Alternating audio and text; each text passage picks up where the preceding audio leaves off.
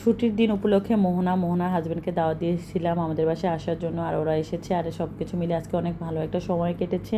আর এদিকে আবার বরিশাল থেকে আমাদের জন্য অনেক কিছু নিয়ে এসেছে। সব কিছু মিলিয়ে আজকে ব্লগটি সাজানো হয়েছে। আশা করি পুরো ব্লগটি আপনাদের ভালো লাগবে। আসসালামু আলাইকুম, নতুন একটি ব্লগ আপনাদের সবাইকে স্বাগতম জানাচ্ছি। আশা করি সবাই ভালো আছেন, আমি অন্যের মতো ভালো আছি। অনেকদিন পর আমি একটি ডেইলি ব্লগ আপনাদের সাথে শেয়ার করছি। তো আজকে দুপুরবেলা যেহেতু মোহনার হাজব্যান্ড আপনাদের বাসায় দাওয়াত খেতে আসবে, তাই আমি তাড়াতাড়ি করে রান্নাবান্না শুরু করে দিয়েছি। এদিকে আমি গরুর মাংস রান্না করছি আলু দিয়ে, আর অন্যদিকে আমি বেগুন ভেজে নিচ্ছি, ডিম ভুনা করব, আর মুরগির মাংস ভুনা করে ফেলেছি। তো অনেক ব্যস্তময় একটা সময় যাচ্ছে। এদিকে আমার ডিম ভাজার সময় তেল ছিটে আমার চেহারার মধ্যে চলে এসেছে। মানে আসলে ভাজা পোড়া কাজ করতে গেলে সবার আগে আমার স্কিনে এসে মুখের উপরে এসে এফেক্টটা করে। তো যাই হোক, দুপুরবেলা কিন্তু খাওয়া দাওয়া সবাই মিলে করেছি, আর ব্যস্তময় দিন দেখে ভিডিওটা কন্টিনিউ করিনি। আর এটা হলো সন্ধ্যাবেলা ভিডিও, মানে সন্ধ্যাবেলা নাস্তা করার জন্য ওদের জন্য আমি পাস্তা রান্না করছি মুরগির মাংস দিয়ে। এদিকে আমি পাস্তা রান্নার জন্য বরবটি, গাজর, ক্যাপসিকাম, কাঁচামরিচ সব কিছু কুচি করে নিয়েছি, রেডি করে নিয়েছি। আর এদিকে মুরগিটা ম্যারিনেট করে এখন আমি মুরগিটা বসিয়েও দিয়েছি, আর পাস্তাও সিদ্ধ করে নিয়েছি। আর এদিকে যেটা ছাড়া আমাদের চলেই না, দুধ চা, তো দুধ চাও বসিয়ে দিয়েছি। তো সব কিছু মিলে আসলে অনেক ব্যস্তময় একটা দিন গেছে। তারপরে আলহামদুলিল্লাহ পরিবারের সবাই মিলে একসাথে সব কিছু করার মজাই আলাদা। তো সবাইকে নিয়ে আমার রুমে নাস্তা খেতে বসে পড়েছি, আর পাস্তাটা খেয়ে সবাই বলতেছে অনেক মজা হয়েছে।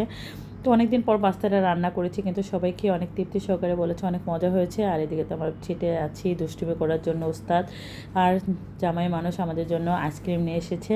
তো সবাই মিলে এখন নাস্তার মানে সন্ধ্যা নাস্তার পরে আইসক্রিম খাচ্ছি। তো আইসক্রিম খেতে খেতে কিন্তু সবাই মিলে অনেক গল্প করছি। তো আসলে আমাদের এই গল্পটা সবসময় থাকে, আলহামদুলিল্লাহ সবাই মিলে একসাথে হলে আমরা অনেক গল্প করি। আর এদিকে আমরা চা নিয়ে এসেছি, মানে সন্ধ্যার নাস্তার পরে চা না হলে তো চলেই না।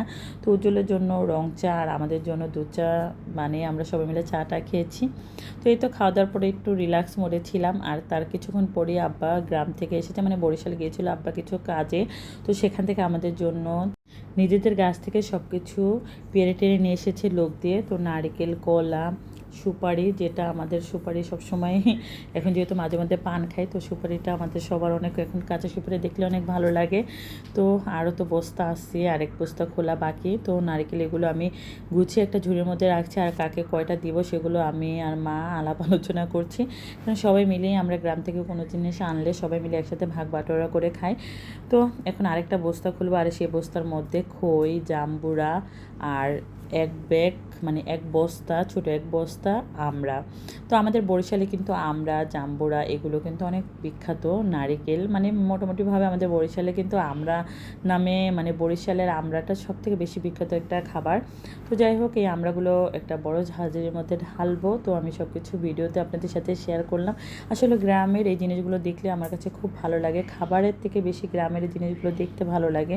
তো সব কিছু মিলে আজকে ব্লগটা আশা করি আপনাদের ভালো লাগছে। আর ভালো লাগলে অবশ্যই সম্পূর্ণ ব্লগটি না টেনে দেখবেন।